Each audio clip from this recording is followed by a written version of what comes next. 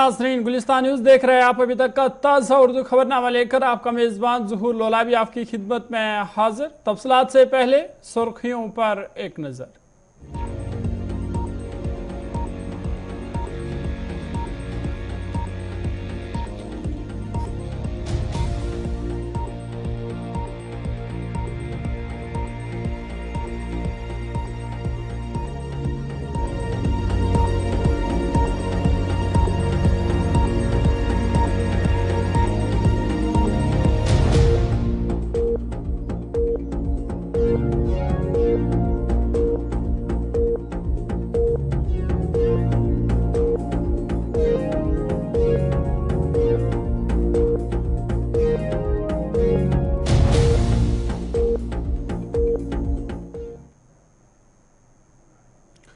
सुर्खियों के बाद खबरें तफसीलात के साथ। सबसे पहले बड़े और अहम खबर आपको बता दें, श्रीनगर के सिविल सेक्रेटरीट में इस वक्त अहम मीटिंग चल रही है। एलजी मनोज सिन्हा की सदारत में ये मीटिंग चल रही है और 8 और 10 मुहर्रम के जुलूसों पर पाबंदी हट सकती है। बड़ी और अहम खबर आपको बता दें, श्रीनगर से इस वक्त की बड़ी खबर, जहां सिविल सेक्रेटरीट श्रीनगर में एलजी मनोज सिन्हा की सदारत में मीटिंग चल रही है और 8 और 10 मुहर्रम के जो रिवायती जुलूस है उन पर पाबंदी हट सकती है। कई बरसों से लगी कदगन जो है वो हट सकती है, हटाए जाने का इम्कान है और इस हवाले से एलजी मनोज सिन्हा की सदारत में श्रीनगर के सिविल सेक्रेटरीट में मीटिंग चल रही है और जो रिवायती जुलूस है, मुहर्रम के रिवायती जुलूसों को इजाजत दी जा सकती है। आपको बता दें बड़ी और अहम खबर श्रीनगर से, जहां पे सिविल सेक्रेटरीट में एलजी मनोज सिन्हा की सदारत में मीटिंग चल रही है।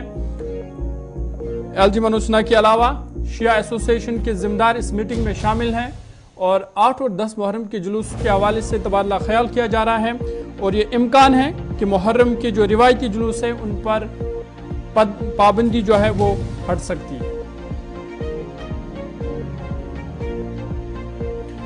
सीधा श्रीनगर आपको ले चलेंगे, हमारे नुमाइंदे आकिब हमारे साथ है। आकिब, बहुत बहुत शुक्रिया ज्वाइन करने के लिए। क्या कुछ ताज़ा अपडेट है? मीटिंग चल रही है, कौन कौन इस मीटिंग में शामिल है? बिल्कुल ज़हूर, आपको बता कि 22 जुलाई को ये खबरें चली थी कि 8 और 10 मुहर्रम को जो आज़ादार है, जो जी सूरत में बाहर निकलते हैं, उनको शायद 35 साल के बाद राहत मिल सकती है। 35 साल के बाद वो शायद जो है जुलूस में शामिल हो सकते हैं। लेकिन आज 24 जुलाई आज श्रीनगर के सेक्रेटरीट में एक बहुत बड़ी बैठक हो रही है, जिसमें जम्मू कश्मीर के जो लेफ्टिनेंट गवर्नर मनोज सिन्हा सदारत करते हैं, उसके साथ साथ जम्मू कश्मीर पुलिस के चीफ दिलबाग सिंह के साथ साथ एडीजीपी कश्मीर और उसके साथ साथ बाकी जितने एसएसपी श्रीनगर की बात करें, ड्यूटी कश्मीर या बाकी जितने भी अहदेदार हैं वो इस मीटिंग में शामिल है। उम्मीद यही है कि 35 साल के बाद शायद 8 और 10 मुहर्रम को जो आज़ादार जो जुलूस की सूरत में जो गुरु बाजार से लेकर डलगेट तक जो जुलूस निकलता है उसमें शायद परमिशन दी जाएगी। हालांकि खबर ये भी है, सूत्रों के हवाले से ये खबर है कि शायद उसमें कुछ रिस्ट्रिक्शंस, बिल्कुल कुछ रूल्स एंड रेगुलेशंस के तहत ही उनको शायद परमिशन दी जाएगी। आकिब, ये बताइएगा कि क्या ये मीटिंग चल रही है और कब तक ये मीटिंग खत्म होगी और क्या कुछ फैसला इसमें आने का इम्कान है? बिल्कुल ज़हूर, पिछले 1 घंटे से मीटिंग चल रही है, जिसमें all Jammu Kashmir Shia association, all Jammu Kashmir शहरी शिया या दारुल मुस्तफा बडगाम या community development and empowerment foundation Hawal Srinagar इसमें शमूलियत कर रहे हैं और उसके साथ साथ यहाँ एसएमसी कमिश्नर के साथ साथ जितने भी अहदेदार हैं वो पिछले 1 घंटे से इस मीटिंग में बैठे हैं। आपको फिर से बताऊं कि 22 जुलाई को ये बात उठी थी कि शायद 8 और 10 मुहर्रम को जो है आज़ादार जो है वो सड़कों पे आ सकते हैं और ये भी खबरें थी कि खाली सिया झंडे वो लहरा सकते हैं, उसके बाद कोई भी झंडा वो नहीं लहरा सकते। ये अटकल है, इस पर टिप्पणी करना भी बहुत मुश्किल है क्योंकि मीटिंग अभी चल रही है श्रीनगर के सिविल सेक्रेटरीट में और बताऊं कि 35 साल के बाद ऐसा मुमकिन हो रहा है। अभी इस पर भी टिप्पणी करना मुश्किल है, हालांकि अभी मीटिंग चल रही है। जो भी इस मीटिंग में सामने आएगा वो जरूर पहुंचाएंगे, लेकिन अभी जो है पिछले 1 घंटे से मीटिंग चल रही है श्रीनगर के सिविल सेक्रेटरीट। चलिए, बहुत बहुत शुक्रिया तफसीलात फराहम करने के लिए। आकिब हमारे साथ है, तो इनका कहना था कि श्रीनगर के सिविल सेक्रेटरीट में एलजी मनोज सिन्हा की सदारत में ये मीटिंग चल रही है, जहां पे डीजीपी, एडीजीपी और शिया एसोसिएशन के जिम्मेदार जो है वो इस मीटिंग में शामिल है और इसी बात पर तबादला ख्याल किया जा रहा है कि जो रिवायती जुलूस है शिया बरादरी के कि उनको इजाज़त मिल सकती है और अगर ये होगा तो करीबन 35 साल के बाद ये कदगन हटाई जा सकती है और जो रिवायती जुलूस है उनको इजाज़त मिल सकती है। ताहम क्या कुछ इस मीटिंग में होगा, मीटिंग अभी जारी है और मीटिंग के बाद ही इसका फैसला हो सकता है। आगे बढ़ते हैं, जनूबी कश्मीर के शुपियां जिला में एक शख्स ट्रैक्टर की जद में आकर उसकी मौत वाक़ा हुई है। बताया जा रहा है कि शादाब क्रीवा शुपियां का एक मजदूर नाला रंब आरा में उस वक्त जाँ बाक हुआ जब वो रेत और बाजरी निकालने के दौरान ट्रैक्टर की जद में आ गया। मुकामी लोगों ने बताया कि शकील अहमद खान जो पेशा से मजदूर था, नाला रंब आरा शुपियां में रेत और बाजरी निकाल रहा था। जब कुछ लम्हा आराम करने के लिए वो ट्रैक्टर के नज़दीक बैठ गया, इसी दौरान अचानक ट्रैक्टर फिसल गया और मजदूर ट्रैक्टर के नीचे आकर शदीद तौर पर जख्मी हो गया। अगरचे उसे फौरी तौर पर जिला अस्पताल शुपियां लाया गया, ताहम डॉक्टरों ने उसे वहां मुर्दा करार दे दिया। इधर पुलिस ने केस दर्ज करके तहकीकात शुरू की है। असल में ये मजदूर है, सुबह 4 बजे गया था बाजरी निकालने के लिए, डंपिंग बाजरी। तो वहाँ डंपिंग पे ये माल निकाला था, तो इसकी वजह से ट्रैक्टर लेके डंपिंग कर रहे थे दोनों भाई। तो इसकी वजह से वो ट्राली थोड़ी हाइट में थी, तो ट्रैक्टर निकलने की वजह से इसकी डेथ हो गई। अच्छा, ट्राली साथ लगी तो इसका ये, अगर हाल बोले तो घर से बहुत निहायती गरीब है, तो यही मजदूरी पे ये दिहाड़ी लगेगी तो खाएंगे। अच्छा, बस और कोई सहारा नहीं है इनके पास। हम डीसी साहब से गुजारिश करते हैं कि इनके लिए कुछ इंसाफ किया जाए।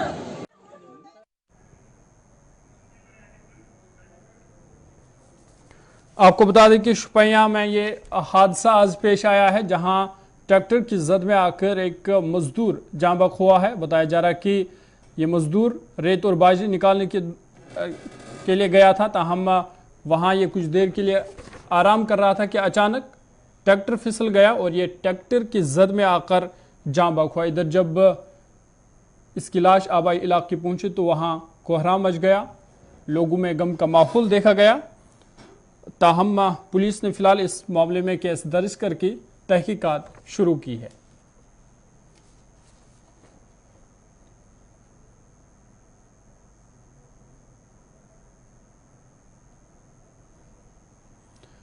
ये तस्वीरें आप शुपियां से देख रहे हैं, जहां अभी कुछ देर पहले एक हादसा हुआ है। ट्रैक्टर की जद में आकर एक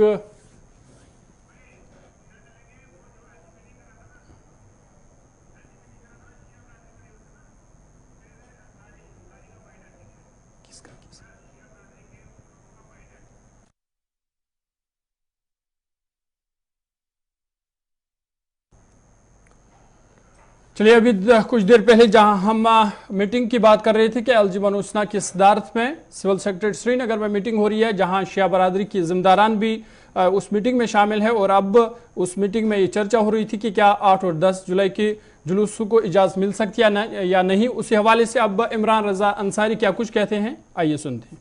आप वहाँ से वॉकआउट क्यों किया?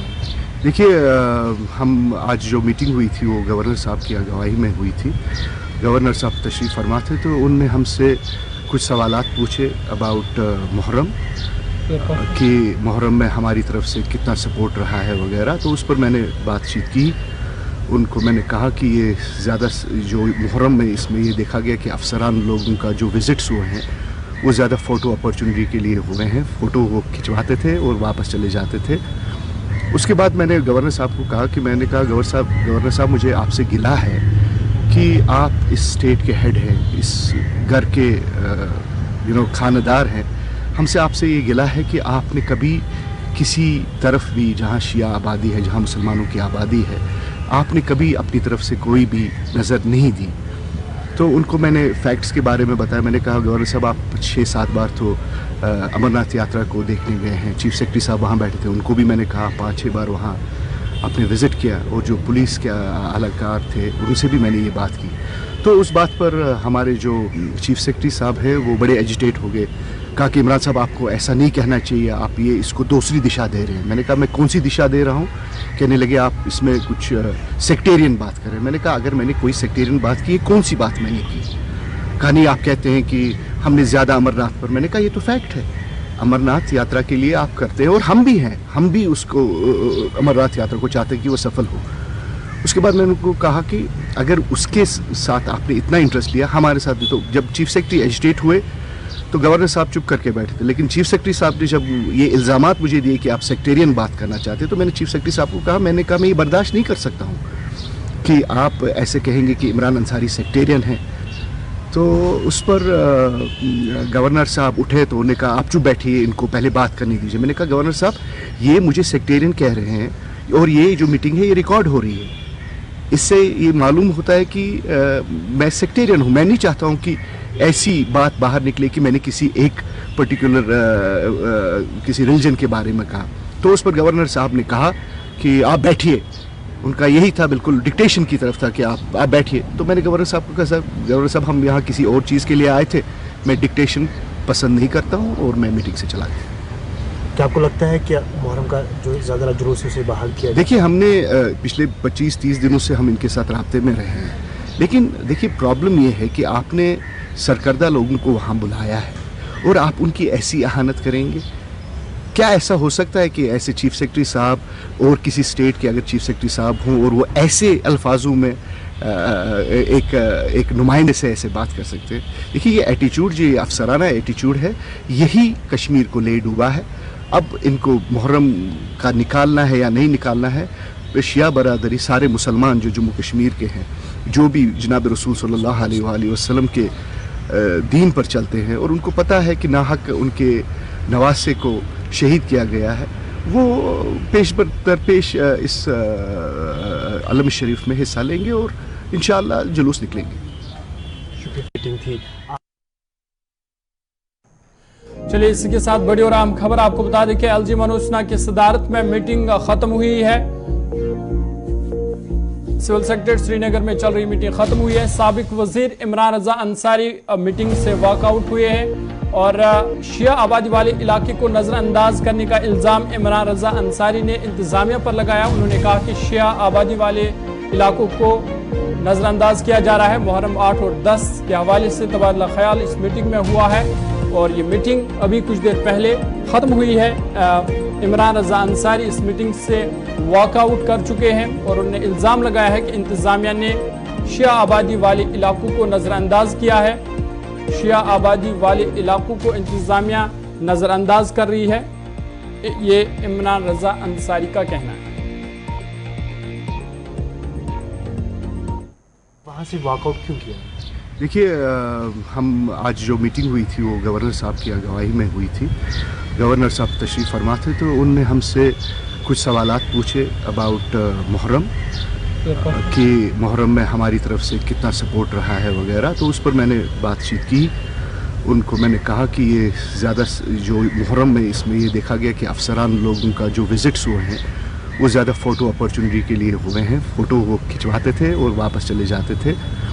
उसके बाद मैंने गवर्नर साहब को कहा कि मैंने कहा गवर्नर साहब मुझे आपसे गिला है कि आप इस स्टेट के हेड हैं, इस घर के खानदार हैं, हमसे आपसे ये गिला है कि आपने कभी किसी तरफ भी जहाँ शिया आबादी है, जहाँ मुसलमानों की आबादी है, आपने कभी अपनी तरफ से कोई भी नज़र नहीं दी।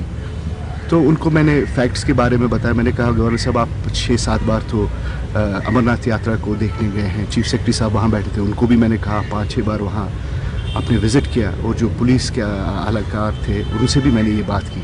तो उस बात पर हमारे जो चीफ सेक्रेटरी साहब हैं वो बड़े एजिटेट हो गए। कहा कि इमरान साहब आपको ऐसा नहीं कहना चाहिए, आप ये इसको दूसरी दिशा दे रहे हैं। मैंने कहा मैं कौन सी दिशा दे रहा हूँ? कहने लगे आप इसमें कुछ सेक्टेरियन बात करें। मैंने कहा अगर मैंने कोई सेक्टेरियन बात की, कौन सी बात मैंने की? कहा नहीं आप कहते हैं कि हमने ज़्यादा अमरनाथ पर। मैंने कहा ये तो फैक्ट है, अमरनाथ यात्रा के लिए आप करते हैं और हम भी हैं, हम भी उसको अमरनाथ यात्रा को चाहते हैं कि वो सफल हो। उसके बाद मैंने उनको कहा कि अगर उसके साथ आपने इतना इंटरेस्ट लिया, हमारे साथ भी। तो जब चीफ सेक्रेटरी एजिटेट हुए तो गवर्नर साहब चुप करके बैठे थे, लेकिन चीफ सेक्रेटरी साहब ने जब ये इल्ज़ामात मुझे दिए कि आप सेक्टेरियन बात करना चाहते हैं, तो मैंने चीफ सेक्रेटरी साहब को कहा, मैंने कहा मैं ये बर्दाश्त नहीं कर सकता हूँ कि आप ऐसे कहेंगे कि इमरान अंसारी सेक्टेरियन हैं। तो उस पर गवर्नर साहब उठे तो उन्होंने कहा आप चुप बैठिए, इनको पहले बात करने दीजिए। मैंने कहा गवर्नर साहब ये मुझे सेक्टेरियन कह रहे हैं और ये जो मीटिंग है ये रिकॉर्ड हो रही है, इससे ये मालूम होता है कि मैं सेक्टेरियन हूँ। मैं नहीं चाहता हूँ कि ऐसी बात बाहर निकले कि मैंने किसी एक पर्टिकुलर किसी रिलीजन के बारे में कहा। तो उस पर गवर्नर साहब ने कहा कि आप बैठिए, उनका यही था, बिल्कुल डिक्टेशन की तरफ था कि आप बैठिए। तो मैंने गवर्नर साहब को कहा सर गवर्नर साहब हम यहाँ किसी और चीज़ के लिए आए थे, मैं डिक्टेशन पसंद नहीं करता हूँ और मैं मीटिंग से चला गया। क्या आपको लगता है कि मुहर्रम का जो ज़्यादा जुलूस है उसे बहाल किया जाए? देखिए, हमने पिछले 25-30 दिनों से हम इनके साथ राब्ते में रहे हैं, लेकिन देखिए प्रॉब्लम ये है कि आपने सरकर्दा लोगों को वहाँ बुलाया है और आप उनकी ऐसी अहानत करेंगे। क्या ऐसा हो सकता है कि ऐसे चीफ सेक्रेटरी साहब और किसी स्टेट के अगर चीफ सेक्रेटरी साहब हों और वो ऐसे अल्फाजों में एक नुमाइंदे से ऐसे बात कर सकते हैं? देखिए, ये एटीट्यूड, जो ये अफसराना एटीट्यूड है, यही कश्मीर को ले डूबा है। अब इनको मुहर्रम का निकालना है या नहीं निकालना है, शिया बरादरी, सारे मुसलमान जो जम्मू कश्मीर के हैं, जो भी जनाब रसूल सल्लल्लाहु अलैहि वसल्लम के दीन पर चलते हैं और उनको पता है कि नाहक उनके नवासे को शहीद किया गया है, वो पेश दरपेश इस अलम शरीफ में हिस्सा लेंगे और इंशाअल्लाह जुलूस निकलेंगे। खबरनामा जारी है, वक्त है छोटे से ब्रेक का। ब्रेक के बाद जल्द हाजिर होंगे। कुलगाम के दरमियान ट्रेन हादसा पेश आया है, जिसकी जद में एक सीआरपीएफ एहलकार की मौत वाक़ा हुई है। बड़ी और अहम खबर चढ़ावा कुलगाम से, जहां पे एक ट्रेन हादसा पेश आया है, जिसके नतीजे में एक सीआरपीएफ एहलकार ट्रेन की जद में आकर जख्मी हुआ। ताहम जब उसे अस्पताल पहुंचाया गया, वहां वो जख्मों की ताब न लाकर दम तोड़ बैठा। आपको बता दें कि जम्मू कश्मीर की कुलगाम जिला की चढ़ामा इलाके में चलती ट्रेन के जद में एक सीआरपीएफ एहलकार लुक्मे अजल बन गया है। इतलात के मुताबिक एक सीआरपीएफ एहलकार चढ़ामा कुलगाम में चलती ट्रेन की जद में आ गया, जहां वो शदीद जख्मी हुआ, जिसे फौरी तौर पर अस्पताल मुंतकिल किया गया। ताहम वो अस्पताल में जख्मों की ताब न लाते हुए दम तोड़ बैठा। महलूक एहलकार की शिनाख्त रविंदर कुमार के तौर पर की गई है। ताहम इधर पुलिस ने इस वाक़े का नोटिस ले लिया है और मुकदमा दर्ज करके तहकीकात शुरू की।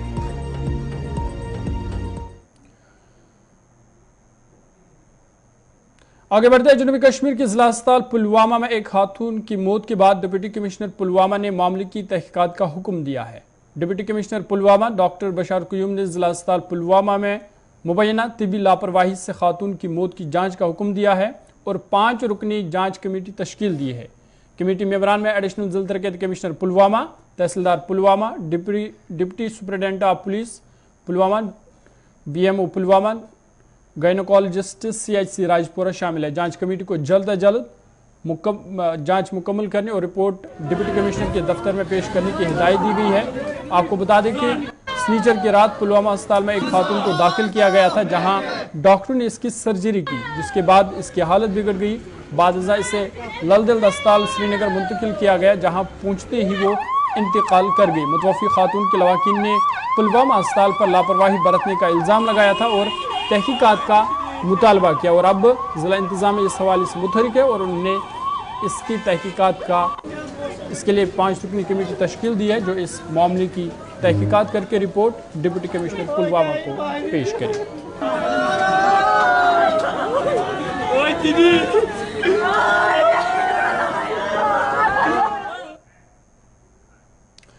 जम्मू कश्मीर में जहां मुसलसल बारिशों का सिलसिला थम गया है, ताहम मौसम अभी भी अब्र आलूद है। इधर महकमा मौसमियात के डिप्टी डायरेक्टर मुख्तार अहमद का कहना है कि आज से 26 जुलाई तक मौसम अब्र आलूद रहेगा। ताहम 26 के बाद दिन में मौसम ठीक रहेगा, लेकिन सुबह शाम कश्मीर में हल्की से दरमियानी दर्ज की बारिशें हो सकती है, जबकि जम्मू में तेज़ बारिशों का इम्कान है, जिस दौरान लोगों को एहतियात बरतने की ज़रूरत है। जी बहुत बहुत शुक्रिया। अभी पेशन गोई पहले से थी, 19 से लेके 23 जुलाई तक हमारी पेशन गोई थी, जिसमें मुसलसल बारिशें हुई, वाइड स्प्रेड बारिशें, कुछ एक जगहों पे हैवी बारिशें भी हुई, फ्लैश फ्लड्स और लैंडस्लाइड्स काफ़ी जगह से रिपोर्ट्स हुए। तो अभी फ़िलहाल मौसम अबर आलूद है, ओकेजनली सनी पार्टली क्लाउडी रह सकता है लगभग 26 तारीख तक। 26, 27, 28 के आसपास दिन में अमूमन मौसम ठीक रहने के चांसेस हैं। सुबह शाम जो है एक्टिविटी फिर से बढ़ेगा, जिसमें हल्की से लेकर दरमियाना दर्जे की बारिशें यहाँ वैली के अंदर और जम्मू डिवीज़न में ओवरऑल मॉडरेट इंटेंसिटी की बारिशें रहेंगी और कुछ एक जगहों पे हैवी स्पेल्स भी हो सकते हैं। फिर उसके बाद मौसम अमूमन क्लाउडी रहने के चांसेस हैं दिन में, और 31 जुलाई तक 28 से लेकर 31 तक मौसम अमूमन ठीक रहने के चांसेस हैं, लेकिन सुबह शाम थंडर शावर एक्टिविटी कुछ एक जगहों पे उसको रूल आउट नहीं कर सकते। एज सच एडवाइजरी तो हमारा रहता है, जब भी हैवी रेनफॉल का फोरकास्ट रहता है उसमें एक्सपेक्टेड जो इम्पैक्ट्स रहते हैं, क्या मेजर्स हमें लेने चाहिए, वो सारा कुछ लिखा रहता है हमारा वेबसाइट में। हम एवरी डे अपलोड करते हैं जब भी इस टाइप का वेदर रहता है। तो उसके बावजूद अभी मानसून जो है पीक पीरियड पे है, लोगों को थोड़ा सा एहतियात बरतना होगा, खासकर जो ट्रैवल करते हैं Srinagar Jammu national highway, Srinagar Leh national highway, Mughal road या बाकी जो शाहराह हैं हमारे पहाड़ी इलाकों के, तो लोगों को एहतियात बरतना होगा क्योंकि landslide, shooting stones, mud slides और ऐसे में फ्लैश फ्लड्स के भी वाक़ात इन्हीं शाहराहों पे ज़्यादा देखने को मिलता है। तो लोगों को जब तक ज़रूरी ना समझे तब तक ऐसे अननेसेसरी ट्रैवल ना करें और बिल्कुल highway status concern departments, traffic department या सिविल एडमिनिस्ट्रेशन से जानें, उसके बाद अपना ट्रैवल वगैरह अकॉर्डिंगली प्लान करें। आगे बढ़ते हैं, जिला पुंछ के सुरनकोट में शराब दुकान में आग लगी है जिसकी वजह से दुकान खाकस्तर हुआ। इतलात के मुताबिक दौरान शब अचानक आग लगने से शराब दुकान में भारी नुकसान हुआ है। ताहम इधर पुलिस ने इस हवाले से तहकीकात शुरू किया। आपको बता दें कि इससे पहले शराब दुकान के खिलाफ लगातार सुरनकोट में एहतजाज हो रहा था। लोग मुतालबा कर रहे थे कि शराब दुकान को बंद किया जाए और अब खबर ये कि आज दौरान शब अचानक दुकान में आग लगी है जिसकी वजह से पूरा दुकान खाकस्तर हुआ है। सुरनकोट आपको लिए चलेंगे, हमारे नुमाइंदा आकाश हमारे साथ है। आकाश, बहुत बहुत शुक्रिया ज्वाइन करने के लिए। कैसे ये आग का वाक़ा पेश आया और क्या कुछ अपडेट है? जी, मैं आपको जरूर बताता चलूं कि सुबह जो है एक इन्फॉर्मेशन मिली, जिसके बाद जो है पुलिस हो और इसके साथ साथ फायर सर्विस और तमाम जो लोग हैं वो इस वाइन शॉप पे पहुंचे और वहां पे देखा गया कि पूरी दुकान 80% जो है वाइन शॉप के अंदर जो सामान था वो जल के राख हो गया। उसके बाद जो है वहाँ के मालिकान से बात करने की कोशिश की लेकिन उन्होंने बात नहीं की क्योंकि वो कहते हैं कि उन्होंने बाइट नहीं दी। लेकिन उसके साथ साथ उन्होंने ये भी कहा है कि जो है शॉर्ट सर्किट की वजह से ये जो वाइन शॉप जो है जिसमें शॉर्ट सर्किट हुआ उसके बाद जो है सामान सारा जल के राख हो गया। जी चलिए, बहुत बहुत शुक्रिया तफसीलात फराहम करने के लिए। आकाश मलिक तफसीलात फराहम कर रही थी। तो इनका कहना था कि शॉर्ट सर्किट की वजह से यह आग लगी है जिसकी वजह से पूरा दुकान खाकस्तर हुआ। आगे बढ़ते हैं, जम्मू कश्मीर में अमरनाथ यात्रा अक़ीदत और एहतराम से जारी है और अब तक 3,30,000 से जायद यात्रियों ने बाबा बर्फानी के दर्शन किए। आज जम्मू की भगवती नगर बेस कैंप से यात्रियों का 22वां जत्था अमरनाथ जी यात्रा के लिए कश्मीर वारिद हुआ। 3,898 यात्री 149 छोटी बड़ी गाड़ियों में सख्त सिक्योरिटी बंदोबस्त के बीच नुनवन, पहलगाम और बालतल बेस कैंपों के लिए रवाना हुआ। नुनवन पहलगाम बेस कैंप के लिए 99 गाड़ियों में 2,606 यात्री रवाना हुई जबकि बालतल बेस कैंप के लिए 50 गाड़ियों में 1,292 यात्री रवाना हुए। आपको बता दें कि 62 दिनों पर यह यात्रा 31 अगस्त को इख्तिताम पजीर होगी। इधर जम्मू कश्मीर हुकूमत और श्री अमरनाथ श्राइन बोर्ड की तरफ से तमाम तरह इंतजाम यात्रियों के लिए किए गए हैं और यात्री भी किए गए इंतजाम से मुतमईन नजर आए।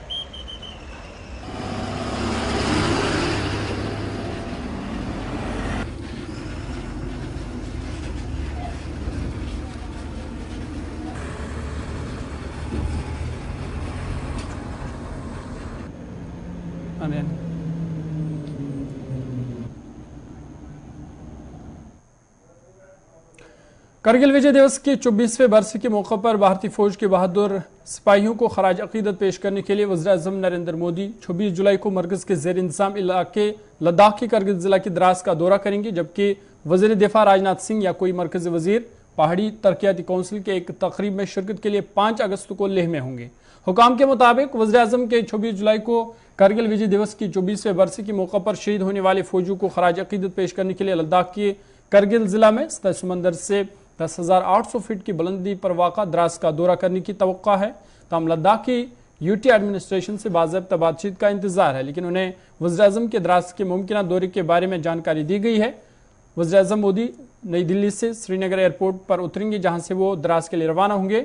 वहां तकरीबन 1 घंटा क़याम करके और फौजियों के साथ बातचीत करेंगे। उन फौजियों को खराज अक़ीदत पेश करेंगे जिन्होंने 1999 में करगिल में पाकिस्तान के साथ जंग के दौरान अपनी जान कुर्बान की थी और फिर नई दिल्ली वापस रवाना होंगे। वज़ीर-ए-आज़म मोदी पहले ही 2014 में दिवाली के त्यौहार के मौके पर दुनिया के बुलंदतरीन मैदान जंग सियाचिन का दौरा कर चुके हैं जिस साल उन्होंने वज़ीर-ए-आज़म का ओहदा संभाला था। उन्होंने 21 जून 2020 को लेह में बैनुल-अक़वामी योगा डे की तकरीबात की क़यादत की। ताहम करगिल विजय दिवस पर फौजों को खराज अक़ीदत पेश करने के लिए मोदी का द्रास का ये पहला दौरा होगा। लद्दाख के LG brigadier retired BD Mishra, army chief general Manoj Pande और शुमाली कमान के सरबराह लेफ्टिनेंट जनरल उपेंद्र द्विवेदी के भी द्रास दौरे की तवक्का है। लेह और करगिल खुद मुख्तार पहाड़ी तरक्याती काउंसिल के चेयरमैन ताशी गैल्सन और फिरोज खान भी करगिल विजय दिवस के मौके पर द्रास में होंगे। इसी के साथ अभी तक का ताज़ा उर्दू खबरनामा यहीं पे इख्तिताम पजीर होता है। अपने मेज़बान ज़ुहूर ओलाइबी को दीजिए इजाज़त। देश दुनिया की मज़ीद खबरों के लिए आप देखते रहिए गुलिस्तान न्यूज़।